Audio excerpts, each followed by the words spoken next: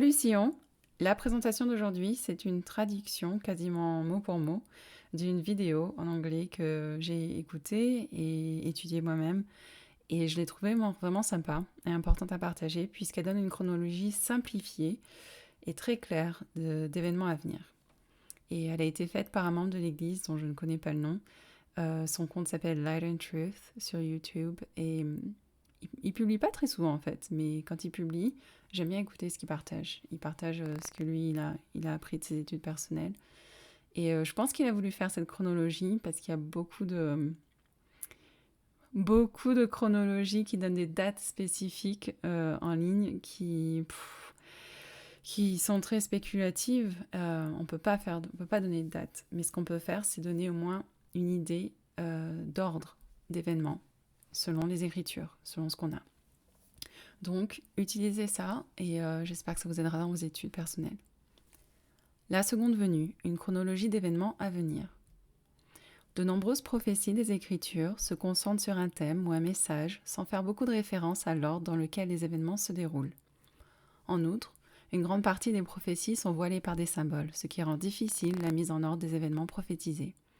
Il existe cependant quelques déclarations prophétiques qui donnent une séquence de certains événements en utilisant un langage simple et clair. Lorsque nous utilisons ces prophéties simples et claires pour nous guider dans la chronologie des événements à venir, nous avons alors une fondation pour identifier le bon ordre des autres prophéties. Ezra Taft Benson a dit, dans un article qui a été publié dans l'un des magazines de l'Église, New Era, « Avant qu'il ne vienne, le témoignage des serviteurs de Dieu sera largement rejeté. À cause de ce rejet, de grandes calamités s'abattront sur les nations du monde. Sa première apparition sera pour les saints justes qui se sont réunis à la Nouvelle Jérusalem. La deuxième apparition du Seigneur sera pour les Juifs. La troisième apparition du Christ sera pour le reste du monde. » On a aussi la déclaration de Charles W. Penrose qui nous dit « Nous pouvons examiner les habitants de la terre au moment précédant la venue du Christ sous 3 divisions générales. Tout d'abord, les saints de Dieu, rassemblés en un seul endroit sur le continent occidental, appelé Sion, empressés à se préparer pour son apparition parmi eux en tant que Rédempteur, lui qui a versé son sang pour leur salut, venant maintenant régner sur eux et les récompenser de leurs efforts pour établir son gouvernement. Deuxièmement, les Juifs rassemblés à Jérusalem et également en attente du Messie, mais ne croyant pas que Jésus de Nazareth était le Fils de Dieu, et ils seront en danger de destruction par leurs ennemis païens. Troisièmement, les nations et les royaumes d'hommes corrompus, qui, ayant rejeté la lumière de l'Évangile, ne seront pas préparés à l'avènement du Seigneur et seront bientôt mûrs pour la destruction. Donc déjà, ici, on a 3 événements précis qu'on peut placer sur une ligne simple. Et à partir de là, on pourra vraiment mieux organiser tous les événements. Dans 3 Néphi 21, nous lisons... Ça a été un passage où Jésus a rendu visite aux Néphites. Il a prophétisé l'avenir des nations des gentils et plus particulièrement les événements qui se dérouleront en Amérique dans les derniers jours. Oui, malheur aux gentils, à moins qu'ils ne se repentent. Car il arrivera, dit le Père, qu'en ce jour-là, quiconque ne se repentira pas et ne viendra pas à mon Fils bien-aimé, je le retrancherai du milieu de mon peuple, aux maisons d'Israël. Il y aura donc une division totale, complète, de la société. Ceux qui continuent à vivre la culture corrompue des gentils seront coupés de ceux qui s'identifient à la culture du peuple de Dieu. J'exercerai ma vengeance avec colère, avec fureur sur les nations, comme elles n'en ont jamais entendu de pareil. Donc ces versets décrivent la colère de Dieu qui nettoie l'Amérique et la prépare à être un lieu de rassemblement sacré pour les justes. Mais si elles se repentent et écoutent mes paroles, et ne s'endurcissent pas le cœur, j'établirai mon Église parmi elles, et elles entreront dans l'alliance et seront comptées parmi ce reste, le reste de Jacob, à qui j'ai donné ce pays pour son héritage. Et elles aideront mon peuple, le reste de Jacob, et aussi tous ceux de la maison d'Israël qui viendront à bâtir une ville, qui sera appelée la Nouvelle Jérusalem. Dans les Doctrines et Alliances, sections 57 et 84, on identifie donc Jackson, Missouri, dans le Missouri, la zone où la Nouvelle Jérusalem sera construite. Ce sera le lieu central de rassemblement des justes. Et maintenant, Jésus commence à nous donner une séquence claire des événements en utilisant les mots et alors, signifiant après. Et alors, ils aideront mon peuple, qui est dispersé sur toute la surface du pays, afin qu'il soit rassemblé à la Nouvelle Jérusalem. Ainsi, après la construction de la Nouvelle Jérusalem, les habitants du pays s'y rassembleront. Et alors, le pouvoir du ciel descendra parmi eux, et je serai aussi au milieu. Et après que les habitants du pays se seront rassemblés dans la ville, Jésus viendra et régnera en tant que roi, en Sion. Et alors, l'œuvre du Père commencera en ce jour-là, c'est-à-dire lorsque cet évangile sera prêché parmi le reste de ce peuple. Il y aura donc encore beaucoup de descendants de Léhi, un reste de ce peuple, qui n'auront pas été convertis et qui commenceront à venir au Christ en masse. En vérité, je vous le dis, ce jour-là, l'œuvre du Père commencera parmi tous les dispersés de mon peuple, oui, les tribus qui ont été perdues, que le Père a emmenées de Jérusalem. Oui, l'œuvre du Père commencera parmi tous les dispersés de mon peuple, pour préparer le chemin par lequel ils pourront venir à moi, afin de pouvoir invoquer le Père en mon nom. Le temps des gentils a commencé sa fin, lorsque les nations païennes ont péché contre son évangile et ont rejeté l'évangile. C'est pour ça que viendra ce moment-là, que Jésus a décrit plus tôt, où la colère de Dieu sera déversée sur les nations païennes et l'Amérique sera purifiée de toute sa méchanceté. C'est ainsi que le temps de la maison d'Israël commencera plus officiellement. Le Seigneur prépara la voie pour que les 10 tribus viennent littéralement au Christ par leur pèlerinage à Sion. L'œuvre qui commence parmi tous les dispersés de son peuple comprend également sa venue aux Juifs de Jérusalem, dont on parlera aussi. Oui, et alors, l'œuvre du Père commencera parmi toutes les nations pour préparer le chemin par lequel son peuple pourra être rassemblé chez lui au pays de son héritage. Et ils sortiront de toutes les nations, et ils ne sortiront pas avec précipitation, ni ne partiront en fuyant, car j'irai devant eux, dit le Père, et je fermerai leur marche. Après que les élus aient été rassemblés à Sion, et que Jérusalem ait été rachetée, le Seigneur commence à préparer la voie au retour des tribus sur leur terre d'héritage à Jérusalem. Dans Doctrine et Alliance 45, nous avons parcouru la prophétie de Jésus. Il faudrait aussi voir plus de détails sur le pèlerinage à Sion. Et on l'appellera Nouvelle Jérusalem, pays de paix, ville de refuge, lieu de sécurité pour les saints du Dieu très haut. Des hommes de toutes les nations sous le ciel s'y rassembleront, et ce sera le seul peuple qui ne sera pas en guerre. Et il arrivera que les Juifs seront rassemblés d'entre toutes les nations et viendront en Sion avec des chants de joie éternelle. Une partie d'Israël est actuellement dispersée parmi toutes les nations de la terre. Tous seront rassemblés physiquement pour assurer la sécurité et le refuge de Sion en Amérique. Une autre partie est déjà réunie sous la forme d'une civilisation qui est actuellement perdue ou cachée du reste du monde dans un endroit appelé le Nord. Ce groupe est appelé les 10 tribus ou les tribus perdues. Jésus a visité leur nation après avoir visité la nation néphite. Ils ont leurs propres registres et écritures, et Jean le bien-aimé les a servis et les a préparés à venir à Sion. Bien que le monde ignore cette civilisation, elle nous connaît et elle sera bientôt réunie avec le reste de la maison d'Israël lorsqu'elle se rassemblera, elle aussi, physiquement, dans la Nouvelle Jérusalem. Le président de l'Église détient les clés pour les conduire depuis le Nord.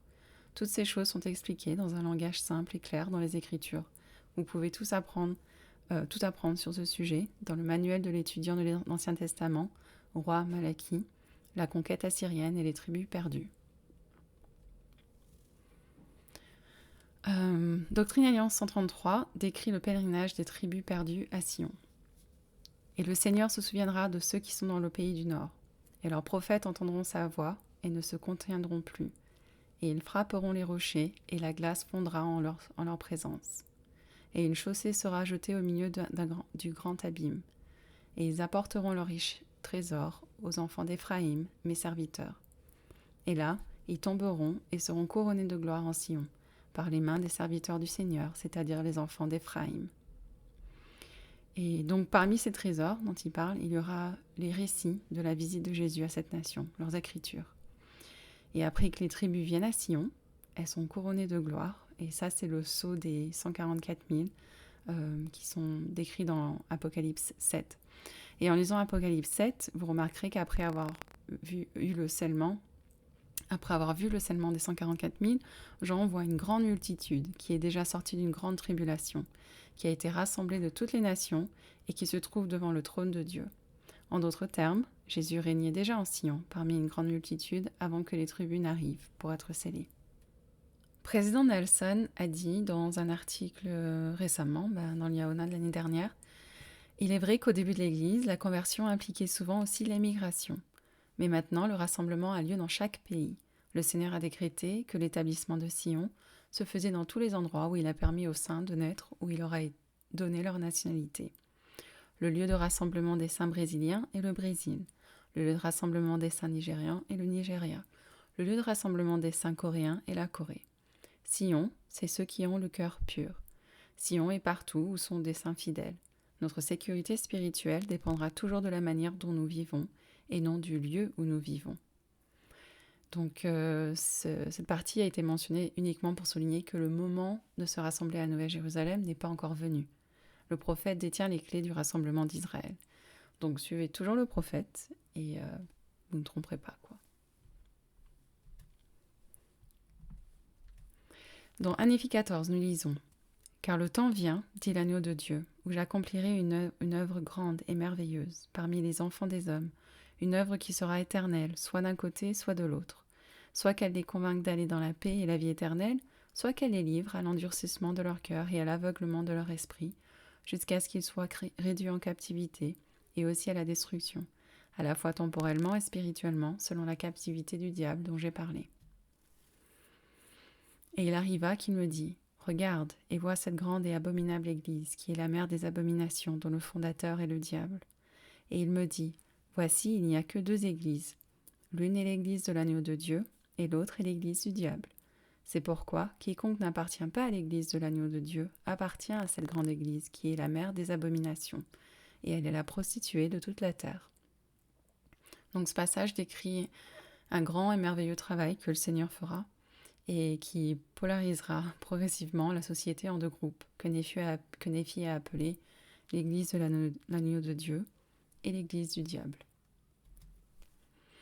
Ezra Taft Benson a dit à propos de cette grande division, « Je témoigne qu'à mesure que les forces du mal augmentent sous les directives de Lucifer et que les forces du bien augmentent sous les directives de Jésus-Christ, il y aura de plus en plus de batailles entre les deux jusqu'à l'affrontement final. Au fur et à mesure que les problèmes deviendront plus clairs et plus évidents, l'humanité entière devra finalement s'aligner soit pour le royaume de Dieu, soit pour le royaume du diable. » On continue dans Néhémie 14. « Et il arriva que je regardai et vis la prostituée de toute la terre, et elle était assise sur de nombreuses eaux, et elle avait domination sur toute la terre, parmi toutes les nations, tribus, langues et peuples.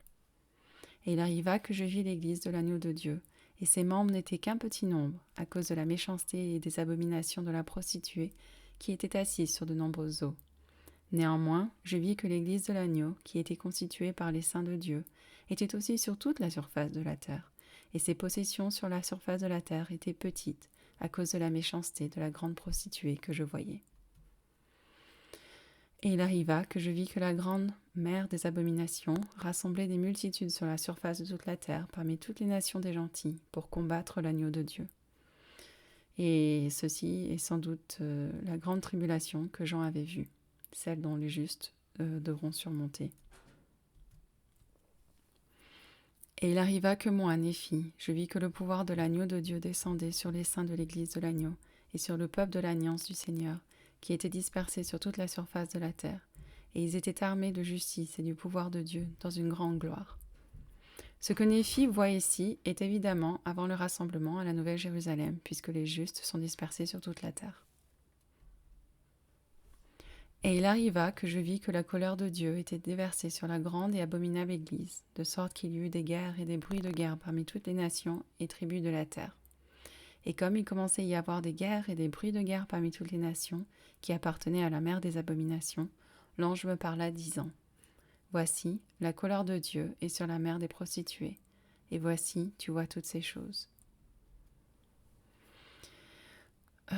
Et lorsque viendra le jour où la colère de Dieu se déversera sur la mère des prostituées, qui est la grande et abominable église de toute la terre, dont le fondateur est le diable, alors, ce jour-là, l'œuvre du Père commencera, préparant le chemin pour l'accomplissement des alliances qu'il a faites avec son peuple, qui est de la maison d'Israël.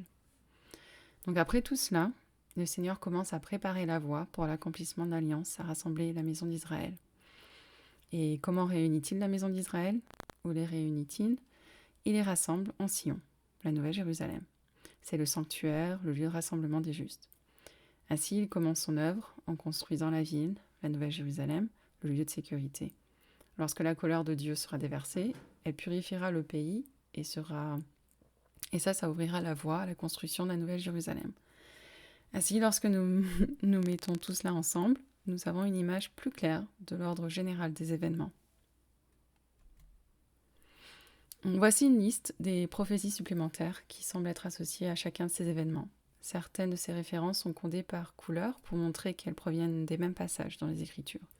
Par exemple, regardez les références roses pour Apocalypse, et vous remarquez comment l'Apocalypse couvre certains de ces événements, mais pas tous. Et il est facile de se tromper sur le lieu et le moment des événements lorsque nous n'avons pas les autres références en comparaison et en parallèle. Donc voilà, j'espère que cela vous aidera dans votre étude d'Ésaïe, de Daniel, d'Apocalypse, d'autres prophéties. En comprenant mieux les prophéties des derniers jours, vous comprendrez mieux votre rôle dans le plan de Dieu et votre mission dans la vie. En consacrant un temps prolongé, calme et personnel à l'étude des Écritures, vous ressentirez l'Esprit du Seigneur Jésus-Christ. Il éclairera votre esprit, il élargira votre vision, il vous remplira de sa lumière et de sa puissance. Écouter ces podcasts et les vidéos sur YouTube et lire d'autres blogs aussi peut être une bonne chose, mais ça ne pourra jamais vous donner ce que vous pouvez recevoir pendant votre étude personnelle ou vos moments passés en tête à tête avec le Seigneur. Prenez le temps de rechercher ces choses pour vous-même et laissez-le vous enseigner. Et ce faisant, il peut vous rendre saint.